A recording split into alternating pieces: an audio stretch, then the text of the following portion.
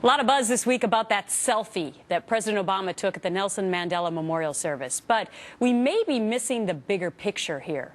Now a longtime photojournalist is accusing the administration of Orwellian image control by restricting news photographers' access to events and only releasing White House photos from those events. He writes, quote, "The official photographs the White House hands out are but visual news releases. By no stretch of the imagination are these images journalism. Rather, they propagate an idealized portrayal of events on Pennsylvania Avenue," end quote. Joining me now, Tony Sayegh, Fox News contributor, and Bernard Whitman, former pollster for President Clinton and a Democratic strategist. Bernard, correct me if I'm wrong. This administration said they were going to be the most transparent ever.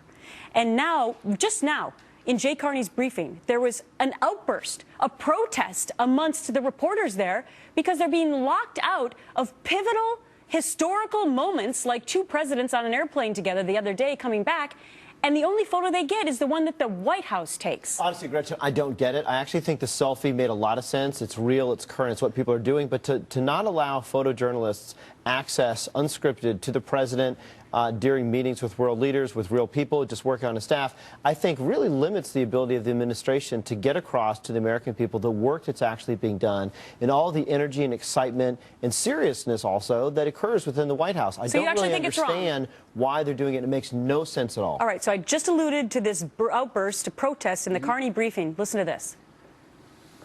Hasn't it always been okay for a White House photographer to take pictures? But for all the hours that you spoke of, Jay, it was not possible for 1 second to arrange for I take your point. The fact is that for a lot of those hours, the president, the former president, first lady, and the former first lady were asleep.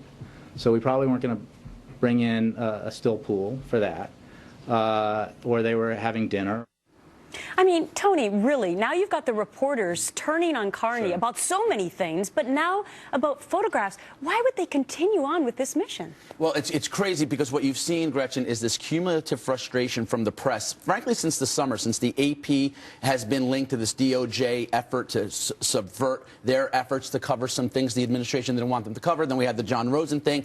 This is one of those, James Rosen, excuse me, this is one of those examples where the press finally gets it right, because transparency was, as you point out, a commitment of this administration. And we see time after time them almost mocking that pledge. In the first term, the president received an award for transparency that he didn't open to the press. Well, how can you really then claim that mantle? And now newspapers are saying they're not going to publish these handout photos. USA Today and others saying they're simply not going to go along with it. So, Bernard, what about these images and memories that we have as a society of presidents and photos that were captured not by the White House official photographer? Nixon, the two-armed V for victory, departing office in disgrace. George Bush learning about 9/11. Reagan waving from a hospital bed after cancer surgery.